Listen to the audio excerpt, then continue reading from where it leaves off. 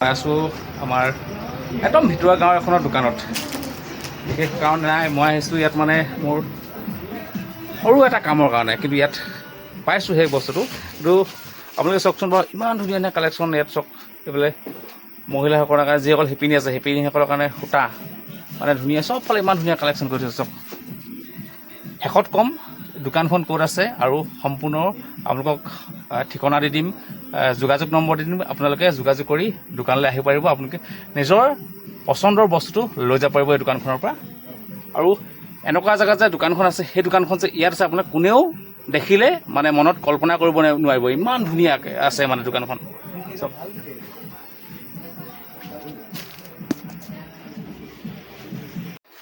এইখন দোকানখন আছে একেবাৰে গোলাঘাট জিলাৰ অসম নাগালেণ্ড সীমান্তৱৰ্তী অঞ্চল 1 নং তৰাণীত, একেবাৰে ভিতৰুৱা গাঁৱত। গোলাঘাট জিলাৰ একদম সীমান্তৱৰ্তী অঞ্চল। আপোনালোকে ভাবি আচৰিত হ'ব যে ইমান ভিতৰুৱা গাঁৱত এনেকুৱা এখন দোকান থাকিব পাৰেনে? চহৰতে ইমান ধুনীয়া দোকান থাকে, চহৰতে বিক্ৰী বাৰ্তা হয়, কিন্তু ইয়াতো সুন্দৰভাৱে তেওঁলোকে এখন দোকান খুলি এটা পৰিয়াল পোহপাল দি আছে। আৰু অসম নাগালেণ্ড সীমান্তৱৰ্তী অঞ্চল গোলাঘাট জিলাৰ 1 নং তৰাণীত এই দোকানখন আছে। আপোনালোকে আহিব, দোকানখনত ইমান সুন্দৰ সুন্দৰ কালেকশ্যন আছে এনেকুৱা ভিতৰুৱা এখন গাঁৱত। আপোনালোকে আমি গোলাঘাট যোৰহাট টাউনত গৈ যিকেইটা বস্তু আমি 600 টকীয়া বস্তুটো আমি 900-1000 টকাত কিনিব লগা হয়, কিন্তু ইয়াত যদি আপুনি আহে সেই বস্তুটো আপুনি প্ৰায় মানে আকাশ পাতাল পাৰ্থক্য পাব। আৰু ইয়াত চাওক ইমান ধুনীয়া এটা কালেকশ্যন তেওঁলোকে কৰি থৈছে। ধৰক মহিলাসকলৰ পৰা পুৰুষসকলৰ পৰা একদম ল'ৰা ছোৱালীৰ পৰা আদি কৰি সকলোৰ কাৰণে ইমান ধুনীয়া কালেকশ্যন কৰিছে। ভাবিব নোৱাৰা এটা কালেকশ্যন তেওঁলোকে ৰাখিছে। তেওঁলোকৰ সকলোকে যাতে আহিলে তেওঁলোকৰ যিটো বিচাৰে সেই বস্তুটোকে তেওঁলোকে যোগান বা দিব পৰাকৈ তেওঁলোকে এই দোকানখনত মানে মজুত কৰি ৰাখিছে। এই দোকানখনত যাতে আপোনালোকে এটা ভাবিব যাতে গাঁৱতো এনেকুৱা এখন দোকান থাকিব পাৰে নেকি।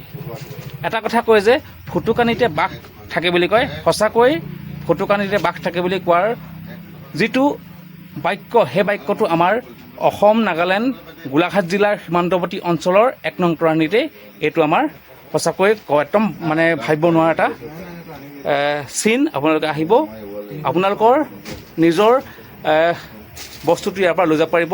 ল'ৰাসকলৰ পেণ্টৰ পৰা আদি কৰি বিভিন্ন ধৰণৰ, মহিলাসকলৰ পৰা সৰু ল'ৰা ছোৱালীলৈকে ডাঙৰ জোতা চেণ্ডেলৰ পৰা আদি কৰি যি লাগে আপোনালোকে সকলোৱে আপোনালোকে এই দোকানখনত আপোনালোকৰ বস্তুটো পাব।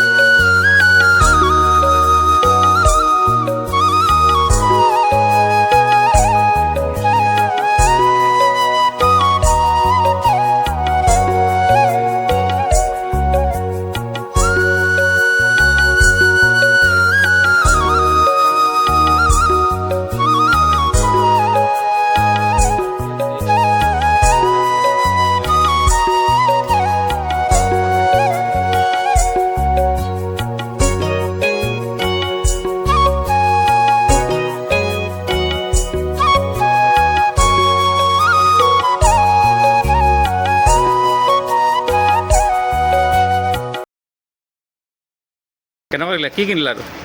যে পেণ্ট এটা ল'লোঁ, হাফ পেণ্ট, এতিয়া গৰমত পিন্ধিবৰ কাৰণে বহুত মানে ভাল কোৱালিটিৰ পেণ্ট, ফ্লেক্সিবল হয়। প্ৰাইচটো নিজৰ পচন্দ মতে পাইছেনে? নিজৰ পচন্দ মতে পাইছোঁ বাৰু। এইবিলাক পেণ্ট টাউনত কিনিবলৈ গ'লে অকণমান দামীও হয়, কাৰণ টাউনৰ কথাটোৱে বেলেগ।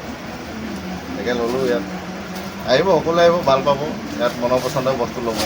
এজন গ্ৰাহকে তেওঁৰ নিজৰ পচন্দৰভাৱে এটা পেণ্ট লৈ গৈছে আৰু তেখেতৰ নিজৰ যিটো উচিত মূল্য, সেই মূল্যত তেওঁ পেণ্টটো পাইছে। আৰু আমাৰ দোকানৰ ভাইটিজন আছে, তেখেতৰ ইয়াত এই বস্তুবিলাক বাহিৰে কি কি কাম কৰা? তোমালোকে টেইলৰ কাম কৰা নেকি ইয়াত? কি কৰা মানে পুৰুষ মহিলা কি ব্লাউজ চিলোৱা হয় ন? ইউনিফৰ্ম চিলোৱা হয়। অঁ। আৰু এই আমাৰ যে ভিতৰুৱা অঞ্চলত যে এই দোকানখন যে আছে, গ্ৰাহকে কেনেকৈ আঁকোৱালি লৈছে?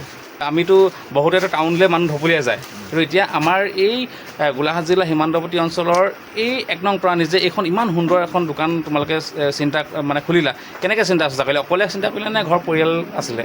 নাই মানে কৰি থাকোঁতে হৈ গ'ল আৰু এটা দুটাকৈ প্ৰথমতে টেইলাৰিং আছিলে হ'লে তাৰপিছত লাহে লাহে এটা দুটাকৈ আৰু তেনেকৈ তোমালোকলৈ এয়ালৈ আহিলে যদি কোনোবাই আগতীয়াকৈ যোগাযোগ কৰিব লাগিব নেকি তোমাৰ কিবা কণ্টেক্ট নম্বৰ আছে নেকি আছে কণ্টেক্ট নম্বৰটো কৈ দিব 8471949971 মানে জেগাডোখৰ 1 নং তৰাণী মানে গোলাঘাট জিলাৰ সীমান্তৱৰ্তী অঞ্চলৰ 1 নং তৰাণীত 1 নং তৰাণী একদম মানে মাজমজিয়াত দেখিছে এখন দোকান ইমান সুন্দৰকৈ তেওঁলোকে ইয়াত গাঁৱৰ ভিতৰত ইমান ধুনীয়াকৈ এটা কালেকশ্যন কৰি থৈছে তেওঁলোকে চব ইমান সুন্দৰভাৱে কালেকশ্যন কৰিছে যি লাগে আপোনালোকে এইফালে মহিলাসকলৰ এইবিলাক বস্তু মানে চব বস্তু এইবিলাক চব যি লাগে আপোনালোকে আহিব গোলাঘাট জিলাৰ অসম নাগালেণ্ড সীমান্তৱৰ্তী অঞ্চল 1 নং তৰাণীত এই দোকানখন আছে আকৌ পুনৰ কৈছোঁ ফুটুকানিতে বাঘ থাকে বুলি এষাৰ কথা আছে সেইকাৰণে সঁচাকৈ এষাৰ কথা মানিব লগা কথা আমাৰ গোলাঘাট জিলাৰ সীমান্তৱৰ্তী অঞ্চল 1 নং তৰাণীত এনেকুৱা এখন দোকান আছে এটা ভাবিব নোৱাৰা এটা দৃশ্য